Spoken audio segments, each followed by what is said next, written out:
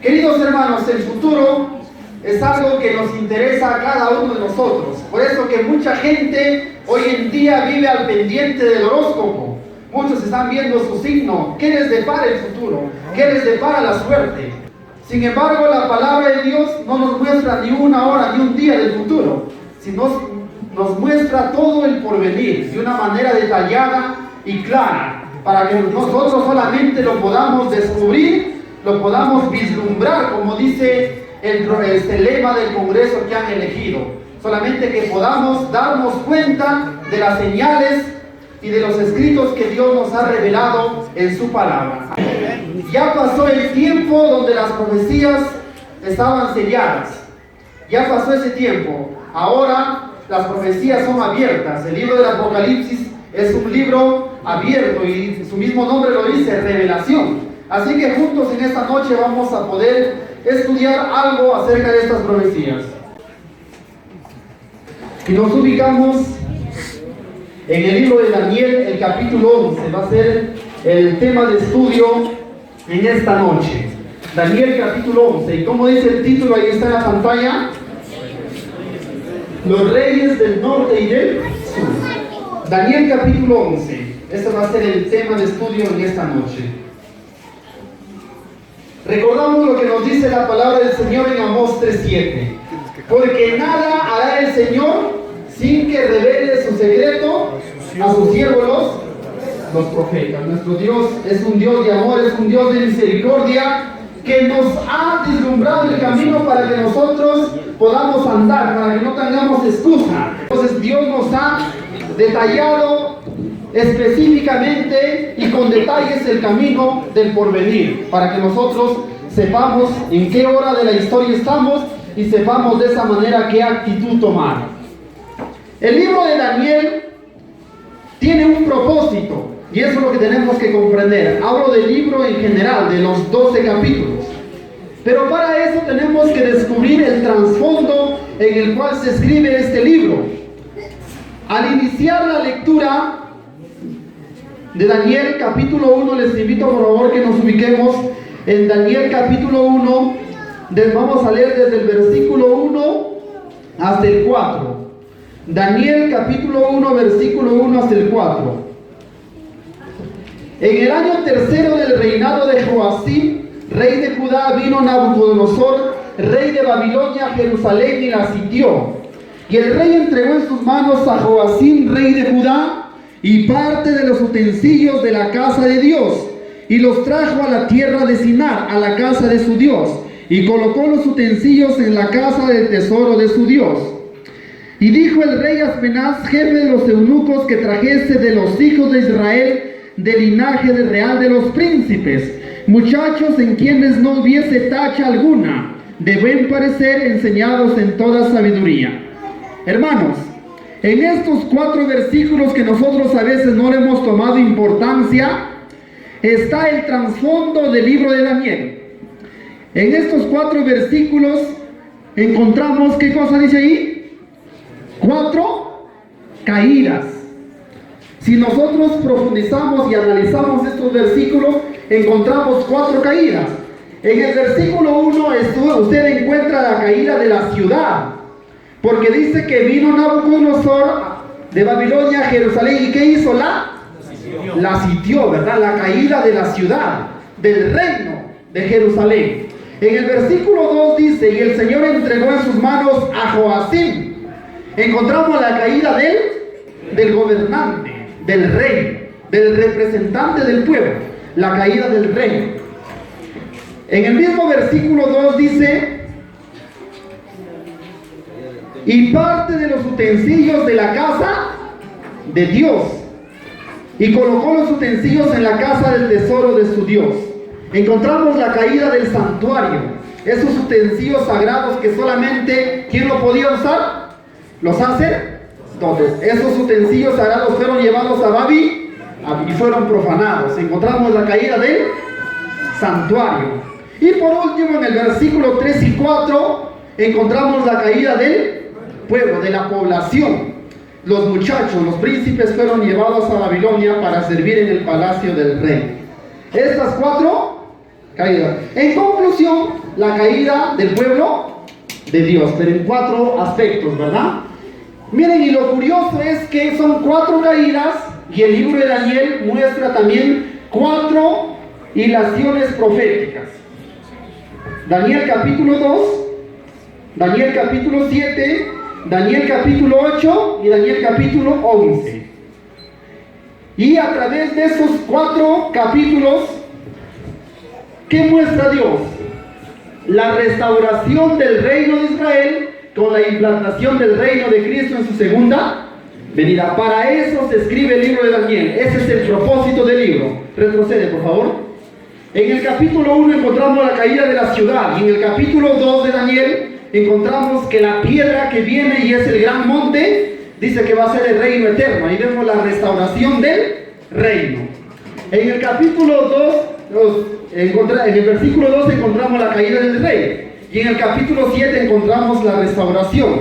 El Hijo del Hombre viene hacia el anciano de días, ¿para qué? Para recibir dominio, gloria y reino. Dominio, gloria y reino. Encontramos que Jesús va a ser el rey que va a restaurar la caída del reino del pueblo de Dios. En el capítulo 8, 14, Daniel, ¿qué dice? Hasta 2300 tardes y mañanas y el santuario será. Encontramos la restauración del santuario, ¿verdad? Y por último, la caída del pueblo es restaurada en Daniel 11 y 12. ¿Cómo comienza Daniel 12? Dice, queridos hermanos, que se levantará Miguel, el príncipe que está de parte de los hijos de tú, y será libertado tú. Tenemos la restauración del pueblo. Miren, para eso se escribe el libro para mostrar la restauración de la caída del pueblo a través de ¿qué? De la segunda. En la segunda venida de Cristo va a ser restaurado todo esto. Amén, hermanos. Eso tenemos que tener en mente para entender a Daniel, para poder entender el mensaje que Daniel nos quiere impartir. Seguimos, por favor. Miren, se me pidió para hablar Daniel 11, 40 al 45. Y quiero decirles que hay muchas teorías que explican estos versículos. Inclusive dentro de la iglesia adventista y en nuestra propia iglesia hay una teoría de que el rey del norte es Turquía. Sin embargo, yo no comparto esa idea y no les digo que también lo que yo creo eso es exactamente que debe ser así, pero tenemos que comprender que Daniel en las 3 secuencias proféticas anteriores menciona un orden cronológico, un orden estructural de gobiernos que vinieron en el mundo. Por ejemplo, miren, en Daniel 2 encontramos una secuencia que comienza con Babilonia a la cabeza, sigue con Medo, Persia, luego sigue Grecia, el vientre y los muros, luego sigue Roma, las piernas, luego sigue las 10 divisiones europeas. ¿Y con qué termina Daniel 2? Con la segunda venida de Cristo. Ese orden se repite en Daniel 7. Comienza con Babilonia, que ahora ya no es cabeza de oro, sino es un león. Sigue con Medo Persia, que es el oso. Luego viene el leopardo con 4 cabezas y 4 alas, que es Grecia. Luego viene la bestia espantosa, que también es Roma. Los 10 cuernos de la bestia, que son las 10 divisiones de Europa. Y en el capítulo 7 se añade 2 elementos más, que es el cuerno pequeño y la escena del juicio investigado. Pero sigue la misma secuencia de Daniel, si ustedes se dan cuenta. ¿Y con qué termina Daniel 7? Con la implantación del reino de Cristo. También termina con la segunda venida. Ahora vamos a Daniel 8. Daniel 8 repite la historia, sino que con diferentes símbolos. Daniel 8 ya no considera a Babilonia, porque hasta ese momento Babilonia ya había sido derrocada. Comienza con Medo Persia, el carnero de 2 cuernos. Luego sigue con el macho cabrío, con el cuerno notable, que es Grecia. Y luego viene el cuerno pequeño, que es Roma en sus 3 fases. La Roma pagana, la Roma papal y la Roma final, que será cuando se dé la ley dominical, pero es Roma, el cuerno pequeño. Y también menciona la purificación del santuario, ¿verdad? Hasta 2300 tardes y mañanas. ¿Y con qué termina? Con la destrucción del cuerno. ¿Cuándo va a ser eso? En la segunda venida de Cristo. Si nosotros nos damos cuenta, estos 3 capítulos tienen una secuencia y tienen una similitud entre los 3. Y ahora yo les pregunto, ¿Daniel 11 será la excepción o será lo mismo? Casi es lo mismo. Daniel 11 es lo mismo, solamente que añade unos detalles más, es más profundo. Daniel 11 es más completo. Por ejemplo, en el capítulo 7 añade unos detalles que no están en el capítulo 2. De la misma manera en el capítulo 8. Y en el capítulo 11 se amplía más, pero es la misma secuencia, la misma hilación. Eso quiero que lo tengamos claro antes de entrar a Daniel 11. Vamos a hacer un pequeño reencuentro de los primeros versículos, desde el 1 hasta el 39. Y sigue la misma secuencia de los capítulos anteriores. ¿Con quién comienza Daniel 11? Con los reyes de Persia. Si gustan, podemos dar lectura a algunos versículos. Daniel capítulo 11, versículo 2. Ustedes siguen la secuencia en sus Biblias porque los versículos no le he puesto en la pantalla. Y ahora yo te mostraré la verdad. He aquí que habrá, dice, aún 3 reyes en Persia. Ahí está.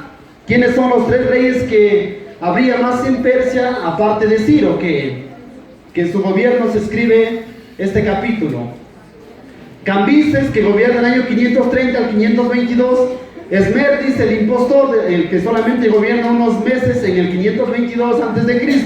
Y Darío Histaspes, que gobierna del 522 al 486 a.C. Esos son los 3 reyes que aún habrían de haber en Persia. Y Darío fue el último, ¿verdad?, el que fue derrotado. Dice, y el cuarto se hará de grandes riquezas, más que todos ellos.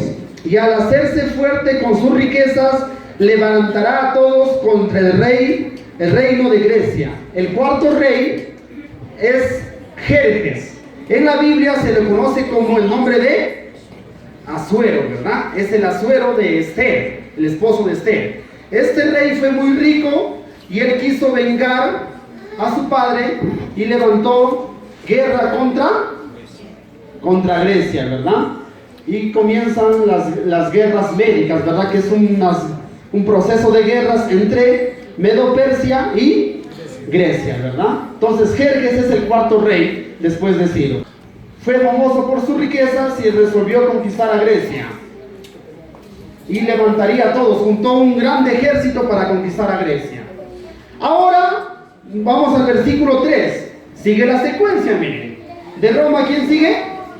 Grecia. Sigue la secuencia. Versículo 3. Se levantará luego un rey valiente, el cual dominará con gran poder y hará su voluntad. Aquí tenemos el rey valiente, que se refiere a quién. El rey valiente es Alejandro Magno. Miren lo que dice el versículo 4. Pero cuando se haya levantado, su reino será quebrantado y repartido hacia los 4 vientos del cielo, no a sus descendientes, ni según el dominio con que él dominó, porque su reino será arrancado y será para otros fuera de ellos. Todos nosotros sabemos la historia, que estando, dice, en su mayor gloria, su reino fue quebrantado hacia los 4 vientos, hacia los 4 puntos cardinales. Sus 4 generales se repartieron el reino, ¿verdad? ¿Quiénes fueron estos 4 generales? Ahí tenemos Casandro, que tomó la zona de Macedonia, Lisímaco, la zona de Tracia, Seleuco, la mejor parte, todo lo que es Media Persia y todo lo que es Mesopotamia, y Ptolomeo, la zona de Egipto. De esa manera se dividió el reino de Grecia tras la muerte de Alejandro Magno, ¿ya? En sus 4 generales, no a sus descendientes. Ahí tenemos el mapa de la antigua Grecia para poder ubicarlo bien. La zona que ustedes lo ven allá media anaranjada es la zona de Tracia. Eso lo tomó Casandro. La zona verde, donde dice Tracia, ahí lo tomó Lisímaco. Esta zona más grande lo tomó Seleuco, ¿ya? La zona de Mesopotamia, donde estaba por aquí Babilonia, Medo-Persia por aquí. Y la zona de Egipto, la zona morada, lo tomó Ptolomeo, la zona de Egipto. De esa manera se dividió el imperio griego. Ahora, Del versículo 5 al 12 no lo vamos a tomar en cuenta porque son datos históricos de guerras, de luchas entre el rey del norte y el rey del sur. Todo el versículo 5 y 12. Pero ¿quién es el rey del norte y el rey del sur? Ahora vamos a ver. Miren, lo que pasa es que Seleuco conquista a Lisímaco y también a Casandro. Y Seleuco se queda con toda la zona superior, toda la zona del norte. Y Ptolomeo se queda con la parte inferior. O sea, ya no son 4. De 4 se hacen 2, ¿verdad? El del norte y el del sur. Sigue, por favor. Entonces ahí tenemos al rey del norte, que era Seleuco, o a sus descendientes que se llaman los Seleucidas. Y el rey del sur, que es Ptolomeo en Egipto, sus descendientes se le llaman los Ptolomeos. Y aquí, en el centro de los dos, estaba Jerusalén, que Daniel 11 lo llama la tierra gloriosa, Jerusalén, ¿ya? ¿Por qué la tierra gloriosa? Porque fue el reino elegido por Dios, donde Dios manifestó el pacto, manifestó la ley, manifestó a su Hijo, manifestó las promesas y todas las bendiciones, ¿verdad? Por eso se llama Jerusalén la tierra gloriosa. Y cuenta la historia que ambos reyes del norte y del sur luchaban por el dominio de Jerusalén, porque era un punto estratégico, comercial, para cualquiera de ellos, ¿verdad? Que vaya con su negocio a cualquier parte del mundo. Entonces la lucha era por la tierra gloriosa, que era Jerusalén. Ahora, del versículo 14 al 29, encontramos el elemento 3. De Grecia, ¿quién sigue? Roma. También se repite en Daniel 11, también viene Roma, entra también a la acción Roma. Del versículo 14 hasta el 29 de Daniel 11 se va a referir a Roma. Y vamos a ver solamente algunas acciones que hizo Roma, ¿ya? Dice ahí, Roma, pequeña y débil al principio, fue creciendo en fuerza, con rapidez, hasta que tuvo conciencia de su poder. Luego alzó la cabeza entre las naciones de la tierra y con mano firme empuñó los asuntos mundiales. Los romanos intervinieron a favor del joven rey Ptolomeo en el año 200 a.C. Y en los años 190 y 168 derrotó a Filipo y a Antíoco. ¿Ya? Antíoco era un rey de los Seleucidas en el año 160 y si recordamos Daniel 2 o Daniel 7, ¿hasta cuándo es el gobierno de Grecia? Hasta el año 168 es el gobierno de Grecia, porque aquí caen los Seleucidas a mano de Roma, ¿ya? ¿Qué más hizo el pueblo romano? Si leemos el versículo 16 de Daniel 11, dice: y el que vendrá contra él hará su voluntad y no habrá quien se le pueda enfrentar, y estará en la tierra gloriosa, dice Daniel 11:16. En el año 161 los romanos se relacionaron con los judíos por alianzas, y en el año 63 a.C. adquirieron el derecho sobre Judea por conquista. Entonces en el año 63 los romanos conquistan a la tierra gloriosa, 63 antes de. Por esto cuando Jesús vino, el pueblo judío era esclavo ¿de quién? De los romanos. Roma entra a la tierra gloriosa, a Jerusalén. También conquista Egipto. Fue un proceso que duró del año 51 hasta el año 30. Bueno, ahí entra mucha historia, ahí entra Cleopatra y otros detalles más que por el tiempo no lo vamos a tocar. Damos lectura del versículo 20 de Daniel 11. Dice: y se levantará en su lugar uno que hará pasar un cobrador de tributos para la gloria del reino. Viene un cobrador de tributos y esto se cumple en los tiempos de Jesús. Según Lucas capítulo 2 versículo 1, dice así: aconteció en aquellos días que se promulgó un edicto de parte de Augusto César que todo el mundo fuese empadronado. ¿Para qué era el empadronamiento? Justamente eran asuntos económicos, ¿verdad? Para cobrar tributos. Entonces ahí se cumple Daniel 11, ¿verdad? Versículo 20. Ahí se levanta Augusto César que hace el censo para cobrar los tributos. En el versículo 22, Daniel 11 también menciona a Jesucristo. Vamos a darle lectura, Daniel 11, versículo 22. Sigan la secuencia en sus Biblias, por favor. Estamos corriendo porque el tema es Daniel 11:40. Solamente lo estamos viendo para tener una idea y ubicarnos en el tiempo. Daniel 11:22. Las fuerzas enemigas serán barridas delante de él como con inundación de aguas. Serán del todo destruidos junto con el príncipe del pacto. ¿Quién es el príncipe del pacto? Es nuestro Señor Jesucristo, ¿verdad?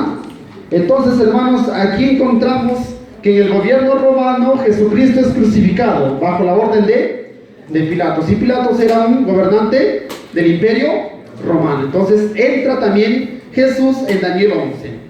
Seguimos. En el versículo 29 nos anuncia el traslado de sede del imperio romano. Sabemos que se cumple en el año 330, donde Constantino deja Roma y se va a otra ciudad, ¿verdad? A Turquía. Y funda la ciudad de Constantinopla, ¿verdad? Entonces, ese es un elemento importante también que tenemos que comprender. Vamos al cuarto elemento. Si recordamos Daniel 2, sabemos que las piernas de la estatua terminan en 10 dedos. En Daniel 7, la cabeza de la cuarta bestia termina en 10 cuernos. Aquí también en Daniel 11 se repite la historia. No es otra cosa. Porque vendrán contra él naves de Quitim, contra el imperio romano. Según los comentadores, dice que esto se refiere a cuando Roma sufre la invasión de parte de los bárbaros, ¿verdad? De las tribus bárbaras que invaden al imperio romano y lo dividen en 10, ¿verdad? Entonces también en Daniel 11 se repite esto, la división del imperio romano en 10. Y como será de suponer, sigue la secuencia de Daniel 7. Dentro de los 10 cuernos sabemos que se quiebran 3 y surge uno, que es el cuerno pequeño. Acá también en Daniel 11 surge el papado, que hace la obra de Daniel 8 de quitar el continuo, de poner la abominación desoladora. Desde el versículo 31 retrocede hasta el 39, se refiere al papado. Y el rey hará su voluntad, aquí se está refiriendo al papado, y se enseñoreará y se engrandecerá sobre todo Dios. Dice la profecía de Tesalonicenses, se siente en el templo de Dios como Dios, haciéndose pasar por Dios. Y se engrandecerá sobre todo Dios, y contra el Dios de los dioses hará maravillas y prosperará. Versículo 37. Del Dios de sus padres no hará caso, ni del amor de las mujeres. Esta característica se cumple, por ejemplo, en el celibato que utilizan los sacerdotes. Dice, del amor de las mujeres no hará caso, ¿verdad? Ahí se cumple en el celibato sacerdotal. Entonces, desde el versículo 31 hasta el 39 está hablando del papado de la Iglesia Católica. Ahora, un elemento más que se añade en Daniel 11 que no está en otros capítulos es esto, hermanos. ¿Qué dice ahí? La profecía de la reforma protestante. Eso en otros capítulos, ni en el 2, ni en el 7, ni en el 8 se han mencionado. Pero aquí en Daniel 11 se menciona. Damos lectura, por ejemplo, el versículo 32 y también hasta el 35. Dice ahí, el pueblo que conoce a su Dios se esforzará y actuará. Y los sabios del pueblo instruirán a muchos. Aquí encontramos, hermanos, la obra de los grandes reformadores, que no se quedaron callados ante el engaño de la Iglesia Católica. Se levantaron hombres de fe, hombres de valor, como ¿quién? Tenemos a Lutero, ¿verdad? El campeón. ¿Quién fue Lutero de la Reforma, hermanos? Wycliffe, ¿verdad? Tenemos a Jerónimo, tenemos a Juan Hus, a Calvino y muchos otros reformadores que se levantaron para hacer esta obra de reforma en contra de la Iglesia Católica. También estuvo profetizado que iba a sufrir un martirio, dice, de los mártires, iba a sufrir un martirio, pero también iba a haber un pequeño socorro. Sigue, por favor. Y por algunos días caerán a espada y a fuego, en cautividad y despojo. Aquí encontramos la persecución de la Iglesia Católica hacia la Reforma Protestante. Todos nosotros sabemos que el protestantismo fue perseguido por la Iglesia Católica. Y en su caída serán ayudados de un pequeño socorro. Aquí tiene relación con Apocalipsis 12. Dice que la tierra ayudó a la mujer. La tierra se refiere al Nuevo Mundo, a los Estados Unidos, que alberga a los padres peregrinos que huían de la persecución. ¿Cómo se cumple la persecución a espada? En las cruzadas, ¿verdad? Que se dio contra los albigenses, contra los valdenses, contra los cátaros, con todos los hijos de Dios que estaban en contra de la Iglesia Católica. A fuego, en las hogueras. Sabemos que los mártires eran quemados vivos. ¿Cómo más dice la profecía? A cautividad. Eran encerrados en prisiones, en mazmorras, en catacumbas, ¿verdad? Y a despojo, ¿de qué se despojaba? De su libertad religiosa y civil y también de sus bienes materiales. De esa manera, la Iglesia Católica perseguía a los protestantes, ¿verdad? El pequeño socorro hace referencia a la luz de la Reforma, el acortamiento de los días y a la fortaleza divina que recibieron. Y también, como le estaba mencionando, el Nuevo Mundo, que se descubrió ¿en qué año? 1492 se descubre América, ¿verdad? Y entonces a partir de ahí se abre la ruta para que escapen los padres peregrinos. ¿Y en qué año llega el primer barco trayendo a los primeros protestantes de Europa a América? En el año 1620 vienen los primeros padres peregrinos de Holanda, ¿verdad? A Europa, en el Mayflower. Muy bien, Raúl. Ahora vamos a pasar a Daniel 11, 40 y 45. Antes de poder entrar a eso, vamos a recordar el consejo que nos dio el pionero Jaime White, el esposo de Elena White. Nos dice así: al interpretar profecías no cumplidas, donde la historia no está escrita, el estudiante debiera presentar su exposición sin demasiado dogmatismo, para que no se encuentre extraviado en el terreno de la fantasía. Fácil es hablar de profecías ya cumplidas, pero el problema está cuando vamos a presentar profecías que aún no sé, y es más, profecías donde Elena de White casi no habla al respecto. Por eso que, hermanos, debemos tener cuidado. Y eso sí les aclaro también antes de que salgamos de aquí. Lo que voy a presentar es una teoría, que si ustedes como los veranos investigan y ven que es así, ven. Y si no, también está abierto para que ustedes puedan enriquecerlo, mejorarlo o refutarlo. ¿Amén, hermanos? Vamos a entrar entonces al tiempo del fin. Versículo 40, Daniel 11:40. Todos en nuestras Biblias, por favor, Daniel 11:40. Pero al cabo del tiempo, el rey del sur contenderá con él. Al cabo del tiempo, dice, el rey del sur contenderá ¿con quién? ¿Con el rey del? ¿Qué nos quiere decir eso? Al cabo del tiempo, el rey del sur contenderá con él, con el rey del norte. ¿Y qué quiere decir? Que los versículos anteriores, ¿de quién nos estaba hablando? Del rey del norte. En otras palabras, el rey del norte es el papado. Hay algunos que dicen que los versículos del 36 al 39 es Francia, pero vuelta dicen que Francia es el rey del sur. Pero aquí nos dice que el rey del sur va a pelear con él. Entonces, no hay duda de que los versículos anteriores se refieren al rey del norte, que es el papado, ¿ya? Pero al cabo del tiempo, ¿qué significa al cabo del tiempo? La Reina Valera de 1960 dice al cabo del tiempo, pero en la versión moderna dice más al tiempo del fin. En lugar de decir al cabo del tiempo, dice más al tiempo del. ¿Cuándo comienza el tiempo del fin, hermanos? ¿Cuándo inicia el tiempo del fin? En 1798 con el destierro del Papa Pío VI, ¿verdad? Muy bien, ahora viene una pregunta importante. ¿Quién es el rey del sur? ¿Quién es el rey del sur? Si el rey del norte es el papado, ¿quién es el que ataca al papado cuando inicia el tiempo del fin en 1798? El ateísmo. ¿Quién ataca es Francia, hermanos? Es el ateísmo, ¿verdad? En Apocalipsis 11:8 encontramos la expresión no hay Dios. Dice la ciudad que en sentido espiritual es Sodoma y Egipto. Es Sodoma y Egipto, donde murió Cristo. nosotros sabemos que Apocalipsis 11 habla de qué, hermanos, de la Revolución Francesa, ¿verdad? Donde los dos testigos son quemados en la Revolución Francesa, ¿verdad?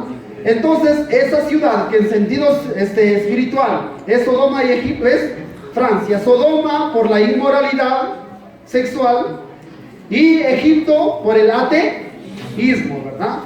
Egipto se caracterizó por el ateísmo, porque el faraón, cuando Moisés vino y le dijo, Jehová ha dicho que dejes ir a mi pueblo. ¿Y quién dijo faraón? ¿Quién? Yo no lo conozco. ¿Y quién es Jehová ese? Entonces Egipto se caracterizó por el ateísmo. ¿Y Sodoma por qué se caracterizó? Por la inmoralidad. Así también Francia tiene esas dos características, el ateísmo y la inmoralidad sexual, ¿verdad? Nosotros sabemos que Francia es el único país que por decreto legislativo de su Congreso dijo que no hay Dios. Claro que en todo país hay ateos, pero el hablar de una nación, dice Ellen White, son los decretos de sus poderes legislativos. Entonces Francia es el único país del mundo que por decreto del Congreso dijo que no hay Dios. Y Francia también es el país que abolió el matrimonio, ¿verdad? Y hubo muchos divorcios, ¿verdad? Entonces, Francia sería el rey del sur, pero no es específicamente Francia, sino el ateísmo francés. Estamos Daniel 11:40. Pero al cabo del tiempo el rey del sur contenderá con él. Eso ya vimos. ¿Cuándo se cumple? Cuando Napoleón quiso gobernar el mundo y pues quien le estorbaba era el Papa, ¿verdad? Que le estorbaba porque Napoleón quería gobernar toda Europa. ¿Y quién gobernaba en Europa? Era el papado. Entonces tuvo que llevar prisionero al Papa, ¿verdad? En 1798. ¿Cómo se llamó el general? Berthier, ¿verdad? Que llevó prisionero al Papa Pío VI. Ahora dice, y el rey del norte se levantará contra él como una tempestad. ¿Qué significa levantarse contra? Significa guerrear, significa enfrentar. Ahora dice, ¿quién es el rey del norte? Nosotros sabemos que históricamente, ¿quién fue el rey del norte? Eran los Seleucidas, como vimos, ¿verdad? Los Seleucidas. Luego se pasó, vemos a Roma, y ahora llegamos al papado. Ahora hoy en día ya no es geográfico, hoy en día es de una manera espiritual, es la Babilonia espiritual, el papado es el rey del norte. ¿Amén, hermanos? Entonces encontramos la lucha entre dos ideologías, ¿ya? Entre el cristianismo del papado y el ateísmo, y esos se manifiestan también en dos corrientes políticas que vienen a ser el imperialismo que defiende el papado y también el comunismo ateísta, ¿verdad? El comunismo ateísta. En los países comunistas, por lo general, defienden el ateísmo, como la Unión Soviética, como Corea del Norte, ¿verdad? Que son completamente ateos. ¿Qué dice ahí? El juego de los jesuitas. Esto es importante que comprendamos, hermanos. ¿Qué hacen los jesuitas para dominar el mundo? Conflicto de los Siglos dice que los jesuitas se disfrazan y entran, dice, a los palacios de los reyes, se elevan a la categoría de consejero de reyes y dirigen la política de las naciones. Dice claramente el conflicto de los siglos. Entonces los jesuitas para eso hacen un juego. ¿En qué consiste este juego? Quizás nos parezca un poco raro, pero esto es lo que hacen los jesuitas. Crean el problema. ¿Qué hacen? Ellos mismos crean el problema. Nosotros vemos los bombardeos en Siria, los bombardeos en Francia, ellos mismos lo crean. Vemos lo de las Torres Gemelas, ellos mismos crean el problema. ¿Para qué? Ellos crean el problema, también crean los dos contendores, el de allá y el de acá. Dice que se enfrentan entre sí para luego ellos presentar una solución. Eso es lo que hacen los jesuitas, como presentarse como los salvadores, ¿verdad? Y hermanos, lo que les voy a decir es algo alarmante, pero está comprobado que los jesuitas fueron los que organizaron las revoluciones. ¿Quién organizó la revolución bolchevique? En Rusia fueron los jesuitas, los masones. ¿Quiénes organizaron las revoluciones en todo el mundo? En México, hasta aquí en el Perú. Acá en el Perú, la independencia del Perú, ¿quién cree que lo financió? José de San Martín y Simón Bolívar eran masones. Si usted ve en Quito el encuentro de los dos libertadores, el saludo masónico que ellos hacen, ahí nos demuestra, mire, que las revoluciones financiaron los jesuitas. ¿Con qué propósito? Con el propósito de hacer caer a las monarquías para que ellos tengan el dominio completo. Las monarquías o los reinados como España, como Rusia de los zares, ellos se oponían a los jesuitas y no podrían ser elegidos por democracia, sino por dinastía. Entonces los jesuitas tiran abajo las monarquías para que a través de la democracia ellos pongan a quienes ellos quieren. ¿Qué quiere decir esto? Que son los jesuitas quienes crean el comunismo. Ellos utilizan la teoría hegeliana del filósofo alemán Hegel, donde Hegel dice, tienes una tesis, te creas una antítesis que es lo contrario, y el resultado de eso viene una síntesis. Tratando de entender eso, ¿qué quiere decir? Tenemos al imperialismo. Entonces, ¿ellos qué crean? ¿El cómo? Se hacen pelear entre ellos y luego se presentan como los salvadores. ¿Por qué creen que el resultado de la Segunda Guerra Mundial es la organización de la ONU? Para que la ONU sea el gobierno mundial. Los jesuitas organizaron las guerras con ese propósito, de tener el dominio mundial. Eso hacen los jesuitas, queridos hermanos. Por eso que en la política hay partidos de derecha o izquierda, ¿verdad? Y entre ellos se discuten y entre ellos se debaten, pero cuando pasan la segunda vuelta, ¿qué hacen? Hacen las alianzas. Si gana uno, gana el otro, es como si ganara el diablo de azul o ganara el diablo de rojo. Para ellos lo mismo, gane quien gane, igual se va a cumplir sus planes. Por eso que los cristianos no participamos de la política, porque los jesuitas son los que manejan la política. Ellos son los que han creado la oposición. Y eso ante nosotros parece que hubiera oposición, pero en sí es la misma cosa. Entonces, hermanos, el imperialismo como el comunismo fueron creados por los jesuitas. Pasa que los jesuitas habían perdido el poder en Europa y había habido decreto de papas que quitaba el poder a los jesuitas. Entonces los jesuitas, atención, ellos mismos planificaron la caída del papado en 1798. Napoleón fue también un masón utilizado por los jesuitas para dar de baja al papado. Ahora dirán ustedes, ¿qué es masón? ¿O qué es la masonería? Elena de Guay habla de la masonería, por si acaso. En el evangelismo hay un capítulo que dice las sociedades secretas. Usted lo investiga y lo va a encontrar. Ahí habla de los masones. Y también la verdad acerca de los ángeles es otro testimonio. También ahí habla de los jesuitas, o de los masones. La masonería es una sociedad secreta que deriva de los jesuitas. Solamente que ante el mundo no parecen religiosos. Tienen otra fachada de políticos, de doctores, y no parece que fueran católicos. Entonces ellos dirigen la política, queridos hermanos, y nosotros tenemos que tenerlo bien claro esto, ¿ya? Entonces, hermanos, lo que en sí buscan ellos es un gobierno mundial dirigido por el papado. Muchos lo llaman el nuevo orden mundial, ¿verdad? Y eso lo están logrando a través de la Organización de las Naciones Unidas, ¿verdad? Seguimos, por favor. Ese es el juego de los jesuitas. Por ejemplo, tenemos, dice, los resultados de la Segunda Guerra Mundial. Tenemos la lucha entre las dos grandes superpotencias. Estados Unidos, la tesis por un lado, y la Unión Soviética, la antítesis por el otro lado, lo contrario, ¿verdad? Imperialismo y comunismo. Tenemos la Guerra Fría, ¿verdad? Resultado de la Segunda Guerra Mundial. ¿Por qué se llama Guerra Fría? Porque nunca lograron enfrentarse directamente las dos grandes superpotencias, pero sí de una manera indirecta.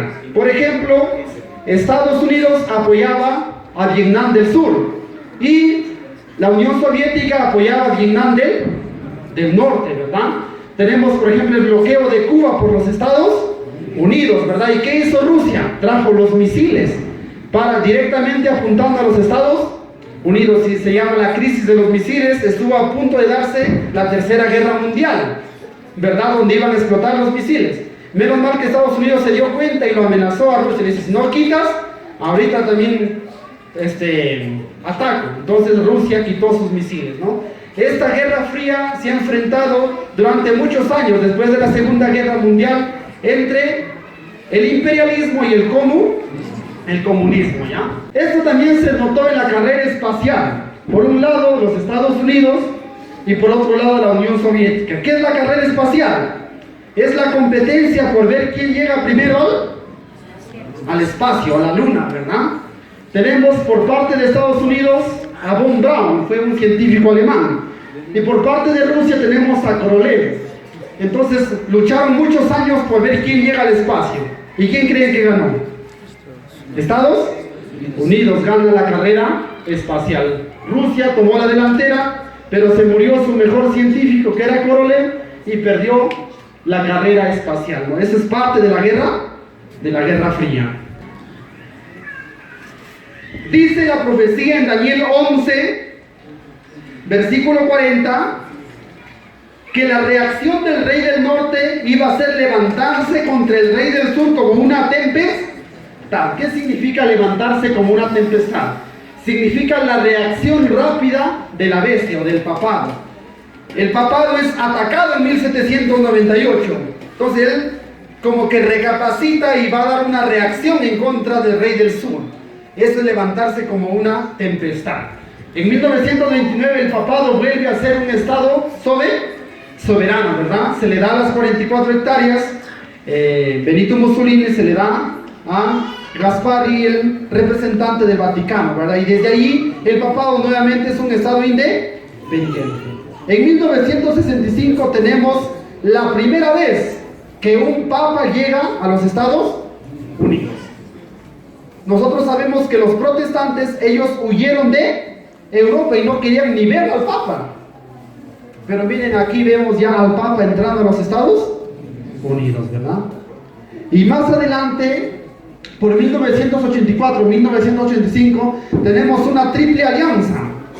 Sobre todo entre Ronald Reagan, presidente de los Estados Unidos, y Juan Pablo II para derrotar al comunismo, ¿verdad? Una alianza, ¿verdad? Y también la Unión Europea, los países europeos que apoyaban para dar de baja al comunismo. Eso se da en 1985 y el resultado fue inmediato. Tenemos ahí, dicen, los factores que condujeron a la caída de la Unión Soviética. Externos, ya dijimos, la oposición del imperialismo y el papado. Y también internos, la crisis de Chernobyl. ¿Qué pasó en la Unión Soviética? Ucrania, que era un país perteneciente a la Unión Soviética, tenía una planta nuclear. Y ahí se dio el peor accidente nuclear de la historia de la humanidad. Explotó una planta nuclear de energía química y fue terrible los resultados. La Unión Soviética gastó más de 18.000 millones de dólares en reparar a Chernobyl. Y hoy en día, esta ciudad de Pripyat, que está cerca de Chernobyl, es inservible. Nadie puede vivir ahí porque es como Hiroshima y Nagasaki, que está ahí la energía nuclear. Nadie puede vivir ahí en la ciudad fantasma. Entonces, eso produjo un gasto económico muy grande en la Unión Soviética y eso produjo también su caída. Tenemos también la política de Gorbachov, ¿verdad? Mikhail Gorbachov, el presidente de la Unión Soviética.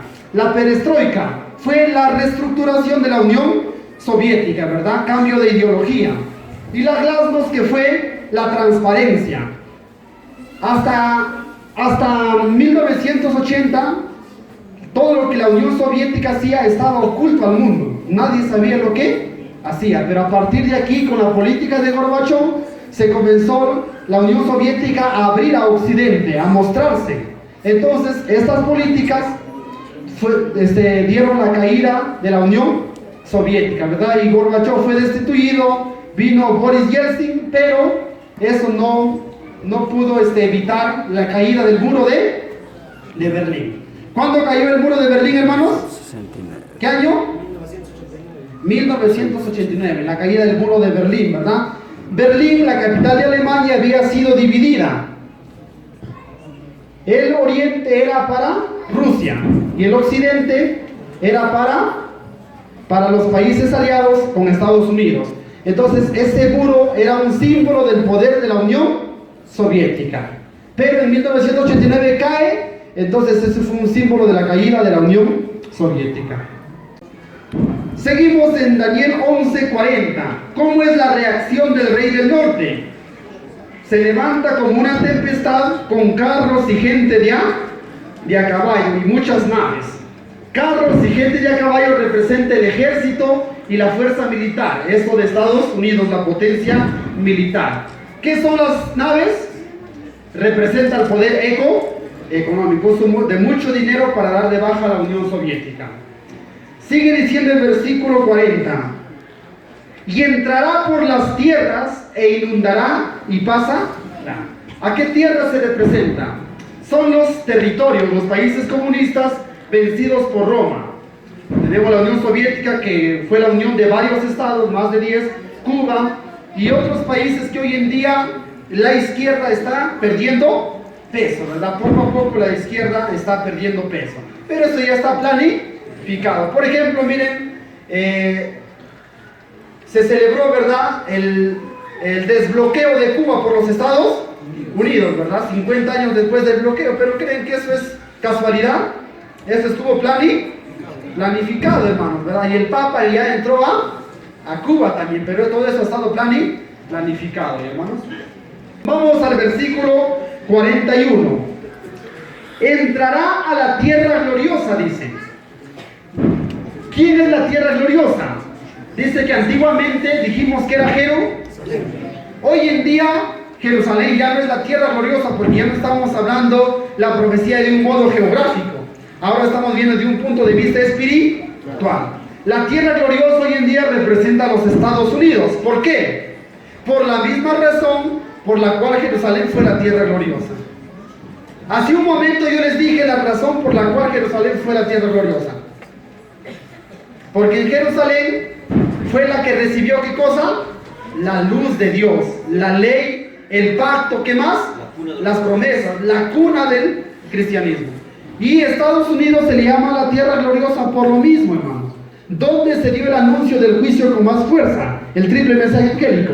En Estados Unidos. ¿Dónde nació el adventismo?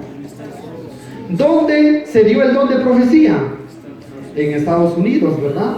Ahí se organiza la iglesia adventista y ahí viene la luz del tercer ángel, la reforma pro salud, el sábado, el santuario, el juicio investigador. Esa luz viene en Estados. Por eso hoy en día la tierra gloriosa es Estados. Entonces dice que el papado va a entrar a los estados. Esa unión ya está casi culminada, está hecha, está concretándose cada día más, ¿verdad? ¿Para qué? Para que se dé la ley dominical. Dice el versículo 41, entrará a la tierra gloriosa. Eso es con la ley dominical. Y muchas provincias caerán. ¿Quiénes son las provincias que caen? Son los países que aceptan la ley dominical. Dice, hermanos, el Espíritu de profecía que cuando los Estados Unidos dé la ley dominical, en el cielo se escribirá, ¿qué cosa? Apostasía nacional. Y todos los países del globo, ¿qué van a hacer? Van a imitar el ejemplo de los Estados Unidos. Pero sigue diciendo la profecía: mas estas se escaparán de su mano, Edom y Moab y la mayoría de los hijos de Amón. Las provincias que escapan de la mano del rey del norte representan a los fieles, los que no reciben la ley dominical. A ellos representan los que escapan de la mano del rey del norte. Versículo 42. Extenderá su mano contra las tierras y no escapará el país de Egipto. ¿Qué representa que extenderá su mano contra las tierras? Representa el dominio mundial del papado, ¿verdad? Eso es lo que siempre ha buscado el papado. Lo tuvo en la Edad Media. Fue la que gobernó por encima de reyes. Es más, Apocalipsis 17 dice que está sentado sobre las aguas y domina sobre los reyes de la tierra. Pero sabemos que en 1798 se dio la herida de muerte. Pero cuando se dé la ley dominical, la herida estará completamente curada. Y nuevamente el papado tendrá el dominio mundial, en lo civil, en lo político, en lo económico, en lo religioso. Todo eso lo tendrá el papado. Eso significa lo que dice el versículo 42, que extenderá su mano contra las tierras y no escapará el país de Egipto. ¿A qué representa el país de Egipto? Egipto representa, dice, a los países ricos, ¿verdad? De África Egipto, Sudáfrica son los países ricos, ¿ya? Sigue diciendo el versículo 43, y se apoderará de los tesoros de oro y plata, y de todas las cosas preciosas de Egipto, y los de Libia y de Etiopía le seguirán. Libia y Etiopía significan los países pobres, ¿ya? Como nuestro Perú, ¿verdad? Los países tercermundistas que también van a aceptar la ley dominical, hermanos. Bien, seguimos con el versículo 44. Lo dice el versículo 44. Pero noticias del oriente y del norte lo atemorizarán. O sea que el rey del norte va a tener miedo, así como tuvo cuando nació la Reforma Protestante con Martín Lutero. ¿Cuándo nace la Reforma Protestante? ¿En qué año?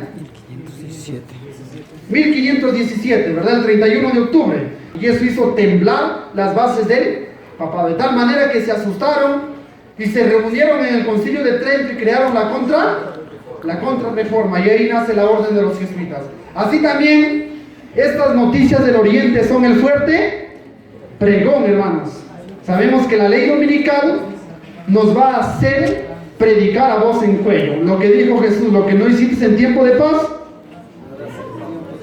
Los discípulos, hermanos, no querían predicar. Estaban en Jerusalén de miedo ahí juntitos. Se desató la persecución y el evangelio se fue a todo el mundo. Así también, hermanos, con la ley dominical, el evangelio será promulgado con más fuerza. Y esta noticia del fuerte pregón de la justificación por la fe, y con el sábado como piedra de toque, eso será lo que hará temblar al papado. El fuerte pregón, Cristo nuestra justicia. Bien, seguimos en el versículo 44. Y saldrá con grande ira para destruir y matar a muchos.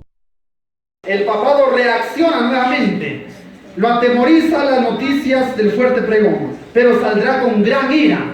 ¿Cuál es esa gran ira? Dice que se matará a todo aquel que no reciba la marca de la bestia. Tenemos entonces, hermanos, dice que se da, hermanos, el decreto de muerte, ¿verdad? Será la persecución con más fuerza para los cristianos, ¿verdad? Que no se someten al poderío del papado. Versículo 45. Y plantará las tiendas de su palacio entre los mares y el monte glorioso y santo. Mas llegará a su fin y no tendrá quien le ayude. Tenemos el versículo 45. Dice que establecerá su palacio en los mares. Las aguas que representan, hermanos, muchedumbres, ¿verdad? Mucha gente. El dominio será mundial, ¿verdad? Grandes y chicos, pobres y ricos, libres y esclavos recibirán la marca de la bestia. Establecerá su palacio, dice. El palacio representa gobierno. Hermanos, la caída de Babilonia, que se anunció por el mensaje del segundo ángel, dice conflicto de los siglos, que aún no es completa. Será completa cuando se dé la ley dominical. Ahí se predica Apocalipsis 18:2. Ha caído, y es la caída completa, porque ahora sí Babilonia ha llegado al límite, porque se ha puesto por encima de Dios, al requerir la adoración de Dios, al cambiar del sábado al domingo por decreto ya obligatorio a nivel mundial. Entonces ahí será el establecimiento del palacio del papado, ¿verdad? Cuando reclame la adoración mundial. Hermanos, en Apocalipsis 17 y 18 vemos la condenación de la gran ramera. La gran ramera será llevado al clímax de la gloria, del poderío. Tendrá un dominio mundial. Sin embargo, ¿qué anuncia el versículo 45? Anuncia la caída. Dice, mas llegará a su fin y no tendrá quien le... Es lo mismo que Daniel 8. Se repite la caída del cuerno pequeño. Lo mismo que Daniel 7. No tendrá quien le ayude. Fin del papado. Dice Tesalonicenses 2:8. Se manifestará aquel inicuo, a quien el Señor matará con el espíritu de su boca y destruirá con el resplandor de su venida. No tendrá quien le ayude. Apocalipsis 17 nos dice que los 10 reyes que le dieron su poderío a la bestia, al final dice, devorarán sus y le dejarán sola, desolada, ¿verdad? Entonces no va a haber quien le ayude. Eso también es el secamiento del río Éufrates, ¿verdad? El río Éufrates es el apoyo que recibe Babilonia, pero al final se va a secar, o sea que le van a retirar su apoyo y no va a haber quien le ayude al final. ¿Amén, hermanos? Amén. Y también se cumple en la última plaga, en la séptima plaga. Dice que la gran Babilonia se divide en tres. Nosotros sabemos que tres son los que se unirán al final: el dragón, la bestia y el falso Profeta. pero al final se dividirán en tres, dice la gran ciudad. O sea que de lo que están unidos se van a dividir y no va a haber quien le ayude al papado. Leamos aquí en Maranata, página 174. Es importante este párrafo que nos da la sierva de Dios para poder analizar este capítulo. Dice ahí: los juicios de Dios están ya en la tierra. ¿Cómo dice, hermanos? Los juicios de Dios. Ya estamos en los umbrales, hermanos. Cristo está a las puertas. Me dijo un hermano: ¿en qué parte de la estatua de Daniel estamos? ¿En los pies? No, dijo otro hermano, no estamos en los pies, ya estamos en las uñas ya. Porque Jesús viene muy pronto, hermanos. ¿Amén? Muy pronto está por darse la ley dominical. Entonces dice que los juicios ya están en la tierra. Las guerras y los rumores de guerra, la destrucción causada por el fuego y la inundación, dicen claramente que el tiempo de angustia que irá en aumento hasta el fin está muy cerca. El tiempo de angustia, ¿qué cosa, hermanos, va a ir en él? En aumento. Por lo tanto, hermanos, no confíen en los hombres. Hay hermanos que todavía están dando su voto por los políticos, están confiando en los hombres. Entre quien entre al poder, que dice, las cosas van a ir de mal en peor, hermanos, ¿ya? No tenemos tiempo que perder. ¿Qué cosa, hermano? No tenemos Tiempo. entonces, ¿qué tenemos que hacer? Levántate y resplandece. Clama a voz en amén, hermanos. Eso es lo que tenemos que hacer. El mundo está sacudido por el espíritu de la guerra. Atención a las letras rojas. Las profecías del capítulo 11 de Daniel casi han alcanzado ya su cumplimiento final. Casi ya están por cumplirse estos últimos versículos que hemos podido meditar. Así que, hermanos, tenemos que estar a la expectativa. Si nos damos cuenta, Daniel 11 tiene la misma secuencia que Daniel 2, 7 y 8. Comienza con Medo-Persia, sigue con Grecia, Roma, las divisiones de Roma, el papado, la reforma protestante y el fin del papado. Es la misma secuencia que los otros capítulos. No es otra cosa, sino que un enriquecimiento. Amén, hermanos. El Señor bendiga su palabra a cada uno de los presentes en el nombre de Jesús. Amén. Amén.